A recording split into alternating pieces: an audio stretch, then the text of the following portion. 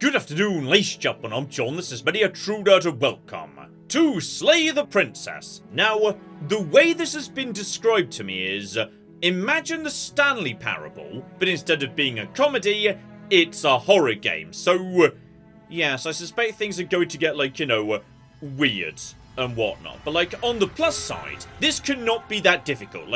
Main objective, slay the princess. She's right there, she's literally chained to the wall. How cock and hard could it be to slay her? The logo even gives you a suggestion as to how to do it. Sword straight through heart, situation resolved.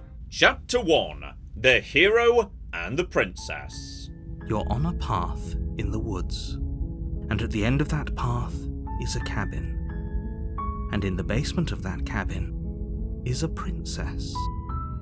And yes, indeed, in case you've never played the Stanley Parable, this is how it works. The game is narrated, but, yes, your relationship with the, narrator can sometimes go a bit off the rails, shall we say. So, okay, let's focus on the important stuff here. We need to kill a princess, and I apparently know precisely where she is. Stay on the road, find a cabin, downstairs, stabby stab, game over, 10 out of 10. You're here to slay her. If you don't, it will be the end of the world. Okay, higher stakes than I was expecting. I just thought I was a dick who didn't like princesses. But fine, we're even saving the world, alright? I'm the good guy here. And here we go. We get to, not just take action, but rather engage with the narrator. So, yes indeed, buddy. When you say the end of the world, how certain are we that that's true? She's not dangerous. She's just a princess. The danger comes if she gets out. Which she will, unless you do something about it. Okay, you just said she was chained up, so yes, I want specifics. The more specifics you have, the harder it will be for you to do this very important job. She's a princess. People will listen to her, because listening to her is in their nature. And when they do, everything will come crashing down. Look, you're already on the path that leads to the cabin. Why would you be here if it weren't to complete a very important task? You've made it this far, you might as well reach the end of your journey.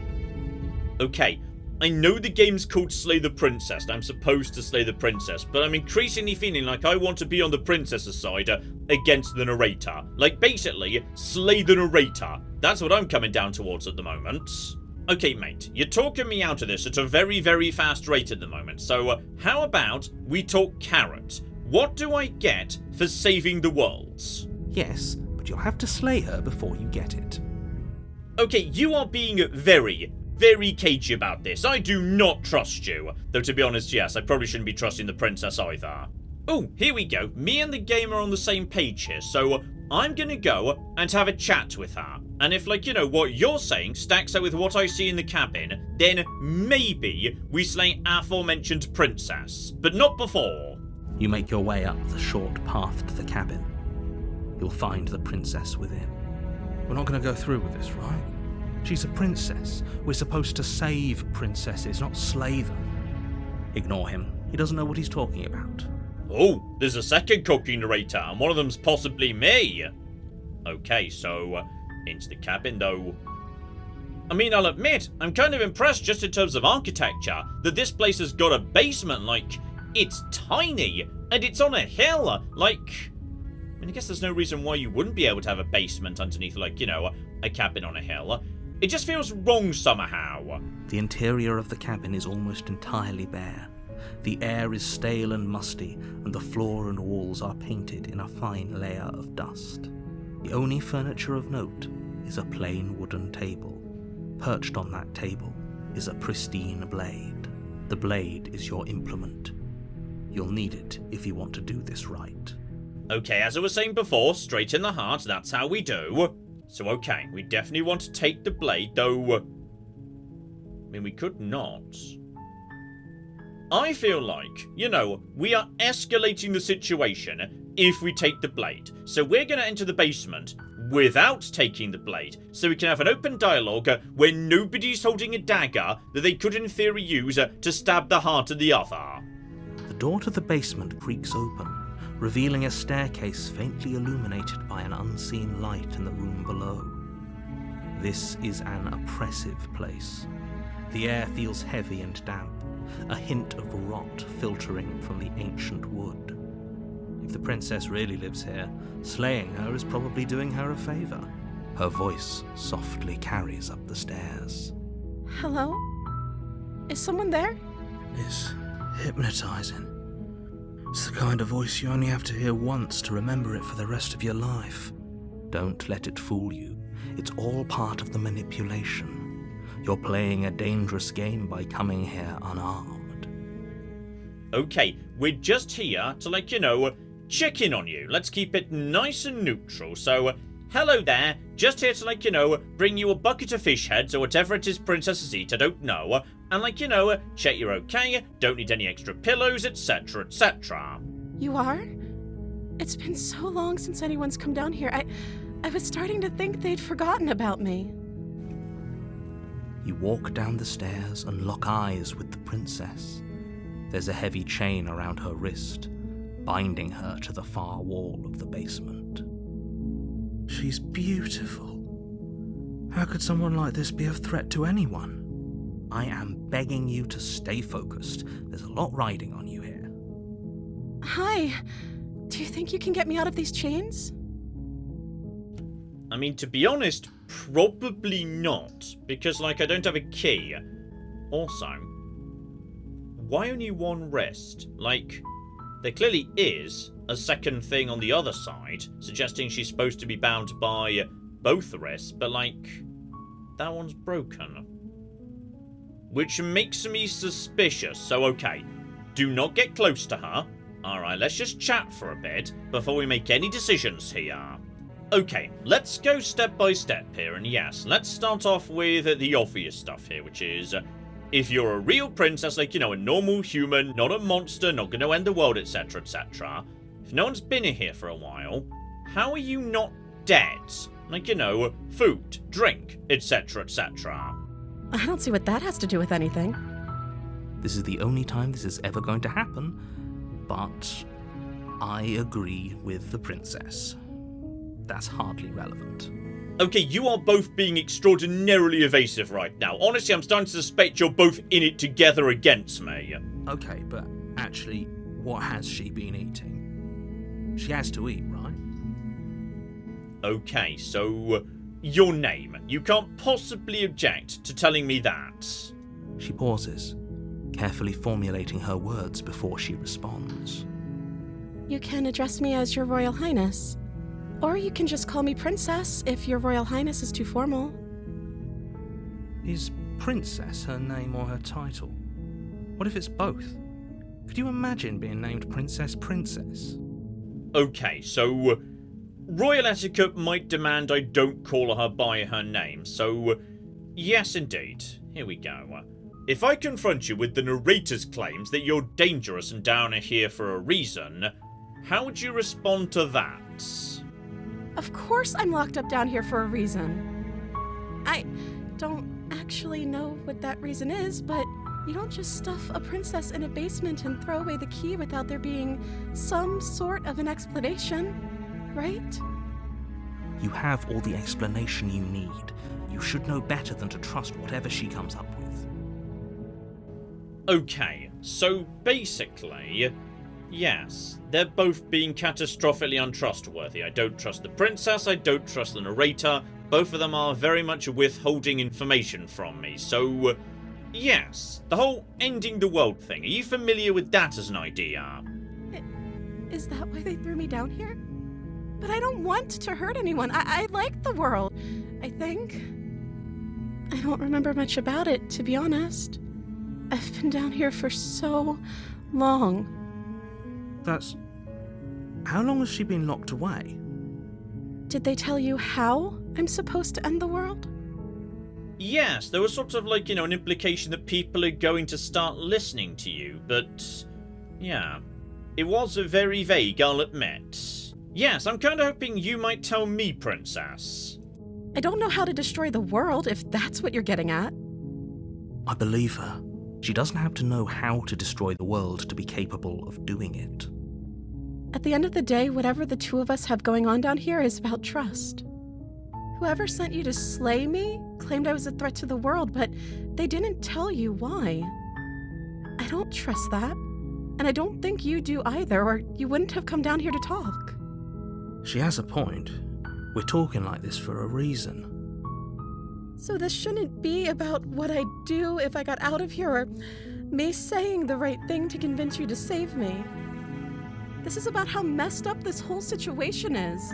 This is my life we're talking about. Do you really think I can even end the world? Why would I even want to? We both know that if there's people we can't trust in this situation, it's whoever locked me down here, and it's whoever sent you here. And those two groups are probably one and the same. Don't let her turn the tables here. This isn't about trust. This is about risk. We stand to lose everything, all for the sake of one person, and a subjugating monarch, no less. Okay, so... Right. If I just play for time, that's a one option. Or, yes, just, keep her locked away, get to know each other a bit better. Right. It would appear that sooner or later I'm going to have to take a side, even though I don't trust either cocking sides. What I'm going to do is get the blade. We're going to slightly escalate the situation. Once the blade's in my hand, I appreciate things might get a bit nasty, a bit more tense and whatnot, but maybe, yes, either the narrator or the princess will start getting a bit more desperate and open up to me a bit. So, right. I'm gonna go grab the blade. I'll be right back. I'm not stabbing you yet or anything. We're just having it with me as an option. Thank you. You'll regret this. I promise you. But go ahead. Run along and get whatever you're planning to get. But you'd better hope that I don't slip these chains before you make it back down here. Slip these chains? She can't, right? She needed our help to get out of here. But do you hear the conviction in her voice? I don't think she's bluffing. Okay, she just made a big tactical error there, because I feel like I'm now very much on Team Narrator. I was starting to come down on Team Princess, but now 100% I'm wearing the Team Narrator sports jersey from now on. You rush up to the first floor, grabbing the blade, both yours and the world's only possible salvation. Okay. If we're sure about this decision, I'll support it. I suppose we have a world to save, after all. You slowly creep down the basement stairs. It's quiet. Where the princess sat only a moment ago, there's only a severed arm, its cooling flesh still chained to the wall. And she is nowhere to be seen. Okay. She appears to have, bitten off her own arm. But if she could do that at any point, why not do it, when she was originally put down here? Okay, I feel like I may have made a mistake, actually. Is it just me? Or did this room get a lot bigger? Okay, so, I would say we got off on the wrong foot. How about we have a lovely chat about how I definitely do trust you at this point? Oh, you coward. No, I don't think we can. Why don't you come closer? I have something to show you. Okay, so... You know what? That's true. How about we just leave, lock the door, and never cocking come back? This is a dangerous play. Who's to say she'll actually succumb to her wounds? She doesn't have a weapon, and she's missing an arm. You can finish this right here, right now. She seems pretty confident that I can't. She could just take me out, so... Okay, we can come back and finish her later, when she's lost a fair bit more blood.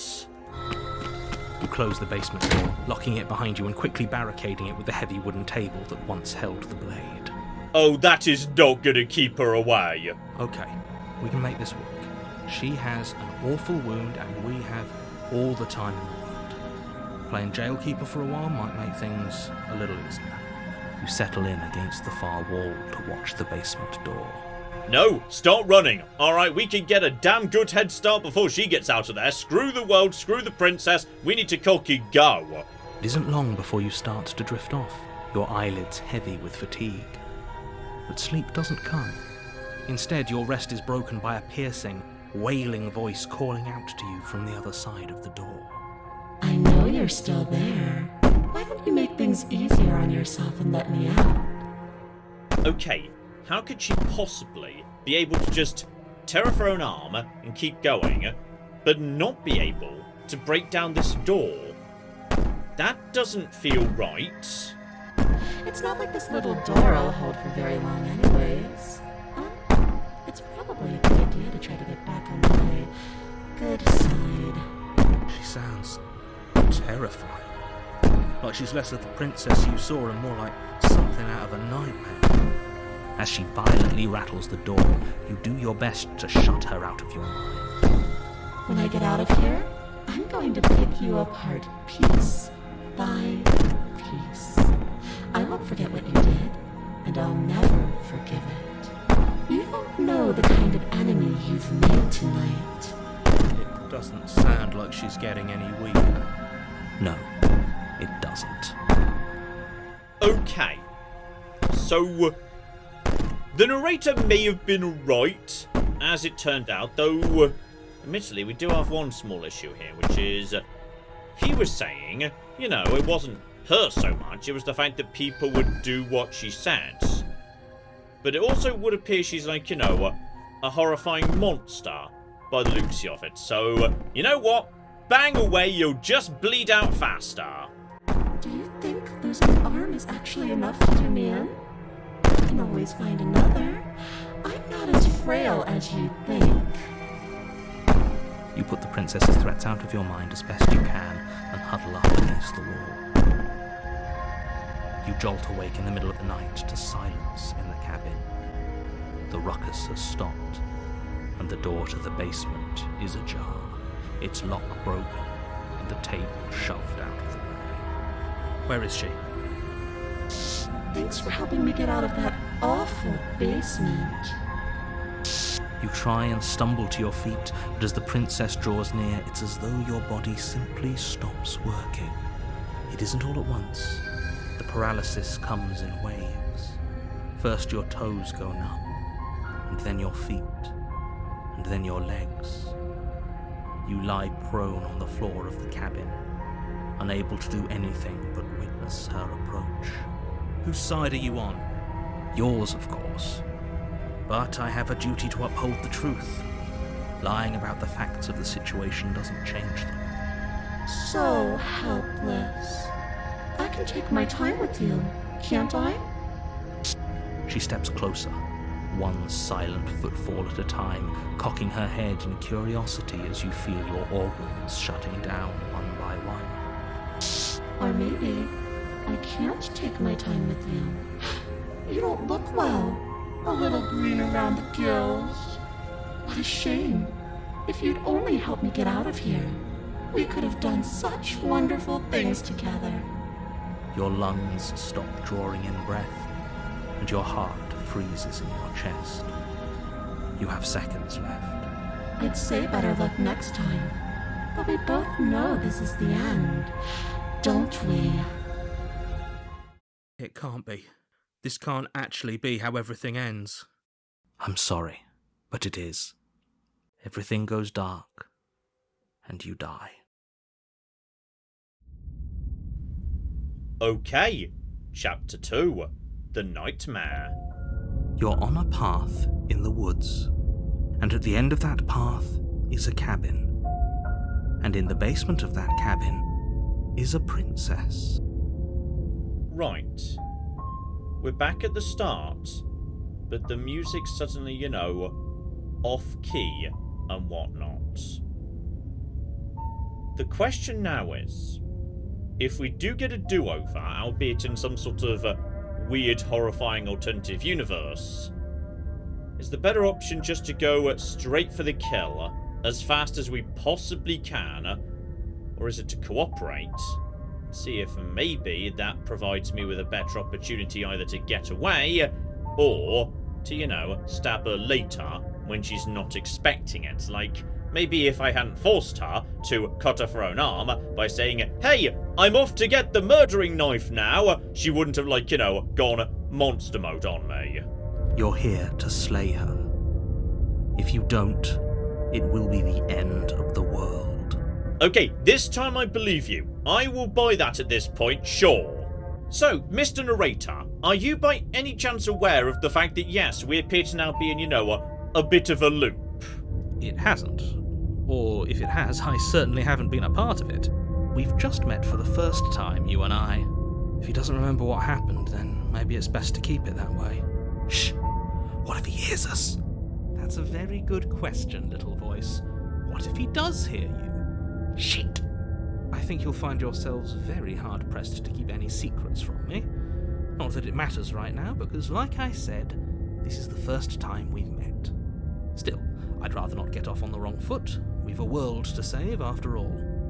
Right, I'm picking up more and more voices in my head, and the narrator can hear all of them.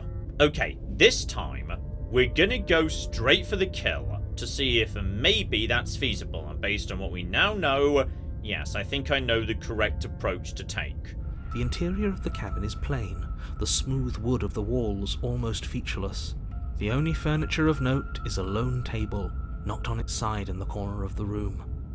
A pristine blade stands between you and the open, inviting basement doorway. Right. The universe is now different, and also there are, ghosts in the windows on both sides. The blade is your implement. You'll need it if you want to do this right. Hold on.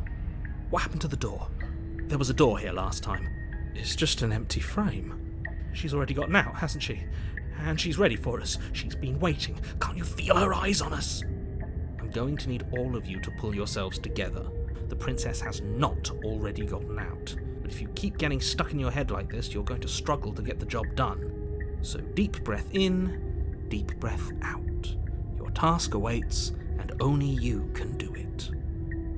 Honestly, I'm more intrigued by the mirror, because that was not there before. But okay, that's true. Why didn't the narrator mention the mirror? Like, your job is to narrate, but you definitely failed to narrate that. You're right. I was so stuck on the eyes watching us that I didn't even notice it there. What are you two talking about? There isn't a mirror. There's a table, the blade sitting on the floor, and the open doorway leading to the basement. There's nothing else in here. There's definitely a mirror. There isn't. We have to look at it. Unless that's what he wants us to do. And pretending it isn't there is a trick to get us to do exactly what he wants. Okay, so what we do is we do not engage with the mirror, okay? My plan is get the weapon, get downstairs as fast as possible, do not engage in any conversation, just rush her. It's possible her plan A is not turn into a monster, just stay a princess, try and talk me around, etc, etc. I think rushing her is the better option, okay? Just stay silent, don't get involved. If he's willing to lie about something as innocuous as a mirror, what else could he be hiding from us? Exactly. Everything he's saying is carefully crafted lies. I'm not lying to you, I promise there isn't a mirror. Really. Okay, just take the blade, ignore the mirror. You reach down and pick the blade up off the floor. It would be difficult to slay the princess and save the world without a weapon. Good. Steel can't lie to us. The blade is the only thing you need to finish your task. You're more than capable of pulling this off, so long as you don't lose faith in yourself. Those are the words of someone who knows he's sending us to our death. Okay, so, yes, just enter the basement, nice and quiet, try and make sure she doesn't know we're coming. You cross over the threshold and onto a series of isolated steps, suspended in darkness. More eyes, too. You never mention the eyes. The air seeping up from below reminds you of fresh lightning and static, as if you're descending into a place that isn't meant for a creature of flesh and blood. If the princess lives here, slaying her would probably be doing her a favour. Her cruel and playful voice prances up the stairs. I didn't think you'd come back. We're gonna have a lot of fun, you and I. Okay, we need a game plan. Last time we were here, just being close to her was enough to kill us. Okay, that's true. So... yes. Throwing a knife with enough accuracy to hit her in a point where it would kill her. That feels difficult. It can't be that hard. But then we'd lose our weapon. We'd have to make it count. Otherwise she'd be furious and we'd be defenseless. If a knife is even enough to do anything against something like her in the first place, it'll be enough. Okay. I'm going to trust Mr. Narrator, and I'm going to fucking regret it, but screw it, in this universe, we go with his plan. Finally, a voice of reason. The rest of you should take notes. You know why I'm being a pessimist. I'm just asking questions. You make your way to the bottom of the stairs. As you emerge, you find yourself between two loose rows of white wooden planks suspended in nothingness. A smattering of cobblestones visible against the inky black of the basement mark where the floor should be, forming vague pathways. At what seems to be the end of the room, they diverge in opposite directions, left and right. She could be anywhere, and there's nowhere for us to hide. We're completely exposed. Are you really not going to comment on how weird this place is? No, I'm not. We're going to die down here. I don't want to die again. Please stop saying that. You're only going to make things worse. Just pick a direction and start moving. Oh, come on, you're the narrator in a Stanley Parable horror variant. Like, you should be telling me which way to go so I can either agree or disobey you. Alright, this is part of your cooking job, mates. I wouldn't give it too much thought if I were you. It doesn't really matter, because either way you go, I'm going to find you. Okay. I'm going to suggest there are more eyes to the right than the left. Like, you know, there's some very prominent eyes ahead of us on the right-hand branch. So we're gonna go left, alright, going in with the knife. You turn to the left. A faintly outlined path lies before you. There you are. I told you I was going to find you. As the princess approaches, your legs suddenly go numb. Your arms quickly follow. This is it, isn't it? And you brought a little knife with you. Cute. There has to be a way out of this. Think! Think! What did you do? Pull yourself together. She isn't supposed to be like this. I wonder how many times I'll get to play with you before you break. Heart, lungs, liver, nerves. Heart, lungs, liver, nerves. Your lungs pull in a desperate gulp of air as your eyes shoot back open. Heart. What are you doing? I'm working. Do you want this body to function, or do you want... Okay, whatever you were doing, please just start doing it again. Are you sure about that? Are you sure that's what you want, or do you want to interrupt me some more? I think the voice of the paranoid's trying to get my body working again. Good work, voice of the paranoid. You focus on that, I'll focus on the stabbing. You have seconds left. Yes, I'm sure. Heart, lungs, liver, nerves, heart. Again, your eyes shoot open as you gasp for breath. Can't decide what you want to do, can you? Oh well, standing there gasping like a fish is more fun than dead, even if you look ridiculous. I mean, if not just dropped dead, we're making progress to resisting her here. She isn't attacking us. Why? Maybe because that's not how she does it. The way she kills people is by just making them shut down. If my multiple personality selves or something can keep me going, maybe she's functionally powerless. The why doesn't matter. She's already proven her ill intent. Don't lose sight of your mission. Your weapon is still in your hands. Strike at her and end this before it's too late. I mean, that's fair. That's fair right there. Like, no explanations. Alright, stab. Where's the stab option? Okay, there is an alternative by which I could, offer to maybe work together if she, gives me my organs back and whatnot. But... okay. I feel like we're a bit too far down the path of her trying to kill me for that. Instead, let's give it a go. Your will concentrates into a single fine point, and you strike out against the princess, ignoring the constant reminders of your breaking body. She doesn't even move as the blade sinks into her heart. We did it. We actually did it.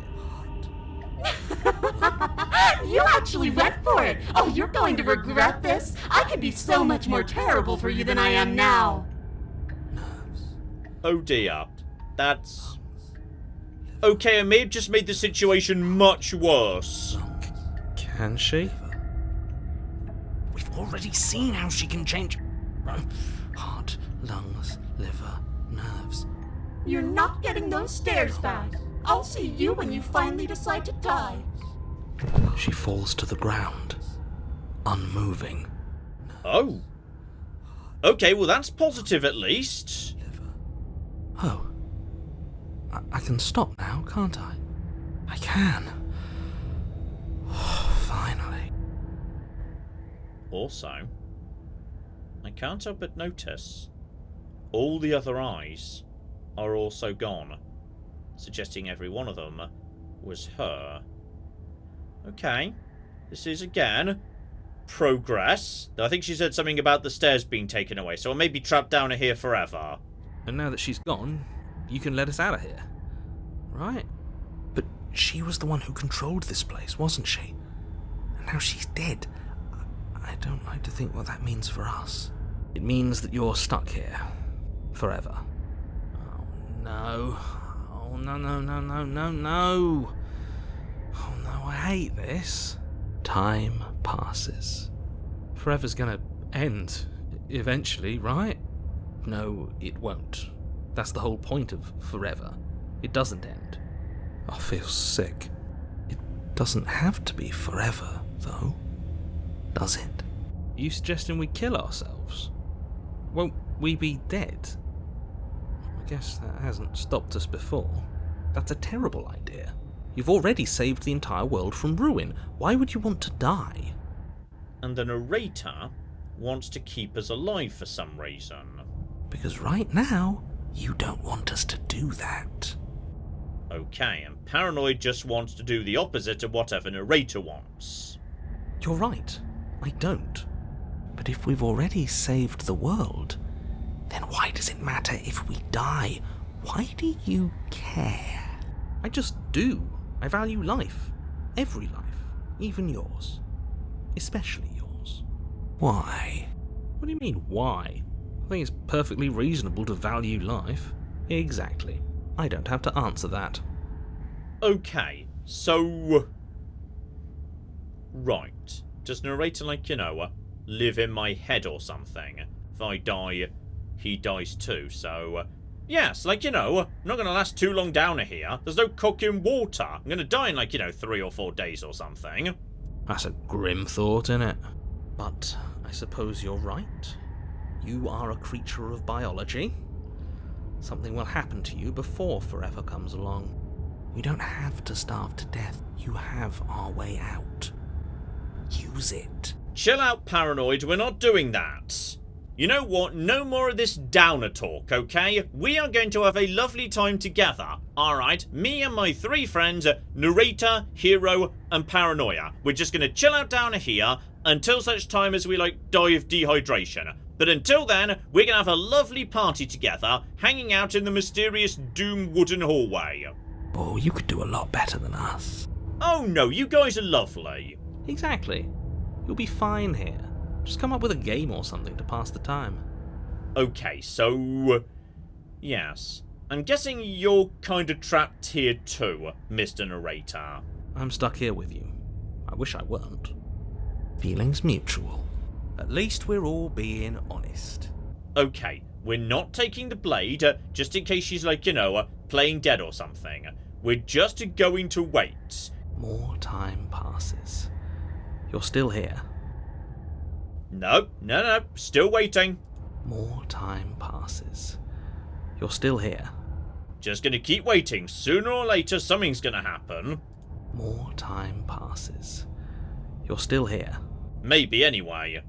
Okay, I've clicked a lot of waiting and I feel like I'm not going to die from just not having access to water. Okay, we're gonna take the blade just because, you know, we're lacking in other options, to be honest. You remove the blade from the princess's body. What exactly are you planning on doing with it? Like I was just saying, yes, you know what? Screw the blade, we're not doing that whole business, alright? Do not listen to Mr. Paranoia. Oh no, what are you doing?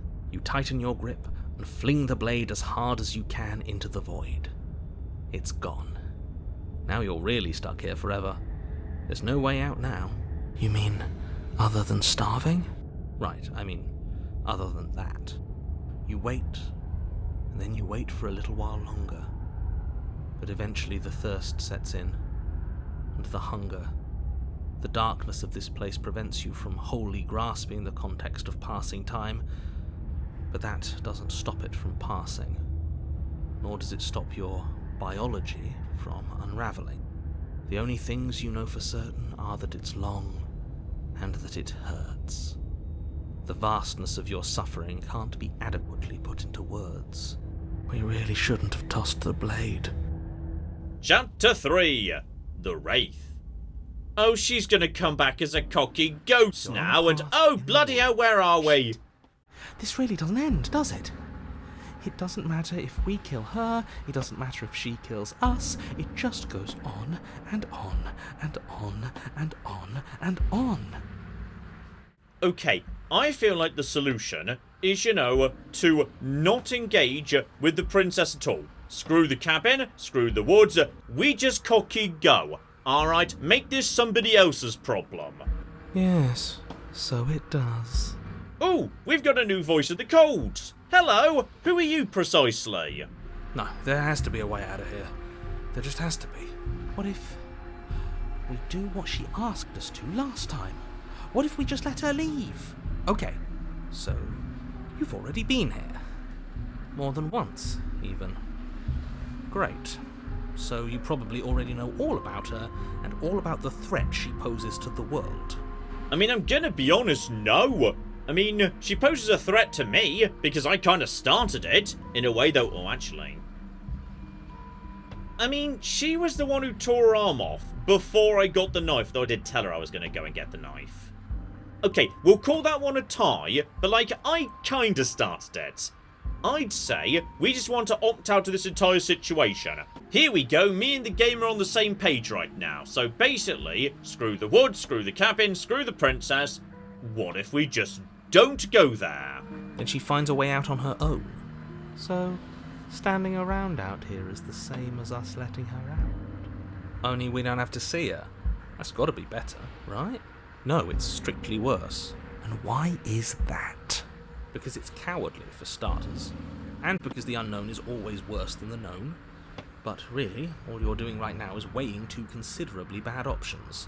The only solution worth considering is slaying her, and whatever delusion is holding you back from doing that is just that, a delusion. If you already managed to end her in some other world, the only reason you'd be here is that you somehow managed to do it wrong. No, I did it right, entirely according to your rules. Alright, we picked up the knife, we stabbed her with it, she went down, and then she just came back after I died. So, yep, you know what? We're just gonna get on a boat and go to a different continent. It's gonna take us some time to get through, like, all the people on this continent, if I just go off to a different one. Basically, good luck with this, you stupid loser. I'm begging you, don't do this. You're going to damn everything to oblivion. You have to do something. You can't just walk away. I'm trying to do something. I've made the situation worse twice in a row. Look at the cocking woods. I'm blatantly making the situation worse. Yet here we are, walking away despite your protestations.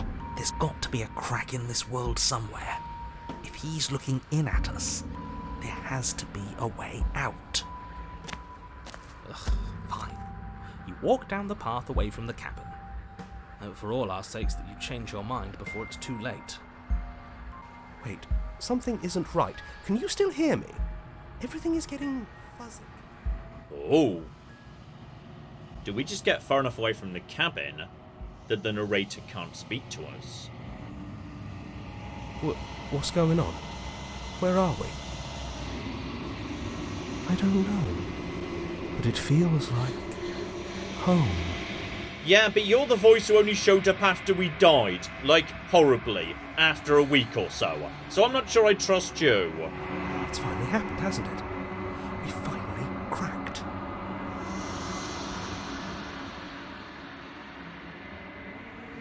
The world around you is unwound, its physical matter replaced by textured nothingness. It is quiet. There is a distant rumbling, a sound of many sounds, undulations pulse louder as something other comes close. Right, why do you get the feeling if we try and flee, the princess just comes after us? Oh, never mind, it's a million hands! Obviously it's a million hands, right. So, okay. Feelers probe across the fabric of reality. Extremities find your consciousness and wrap themselves around it. You are no longer alone. Yes, I noticed the million hands. Resistance. Fingers drag claws across the glass surface of your soul. Frustration. This vessel is full of you. I need something empty I can crawl inside of. I need something shaped like me. Okay. Wake up. Or embrace the thoughts. These seem like bad thoughts. Don't embrace those. Wake up. We can't wake up. Good. Good, good, good. I think I just broke the universe, actually. And there we go. I'm officially now back to Chapter 1 proper. The music is as it was. All the options are as they were. So, I guess you could double down on just killing the princess over and over again at every loop. Or alternatively, you could try and, you know, just release her straight away. Stay on her side immediately. See if you can double down and work with her. But, as this is like, you know, a narrative storytelling game, I do like leaving in games like this plenty of space for you to find your own fun with them. So, how about we wrap things up there? This here is Slay the Princess, and, yes, it's certainly got, you know, a nice creepy style to it. The visuals and the music and the narration and everything. There's a lot I actually quite like here, so I would say worth a look-see if this is your cup of tea. Link in the description below, and you never know, maybe we'll have some more horror coming up again in future. We shall flipping see. But in the meantime, I've been John, this has been Many a True Nerd, and this has been Slay the Princess. Thank you very much, and goodbye. Were we doing virtual reality, or was that just like a metaphor for lesbian sex? And then he smacked me lightly across the face with the money! What? This is... where is this going? What's happening? We're going to buy a whole new bin, and we're going to write Brendan on it, and we're going to put him in it and toss it off the pier.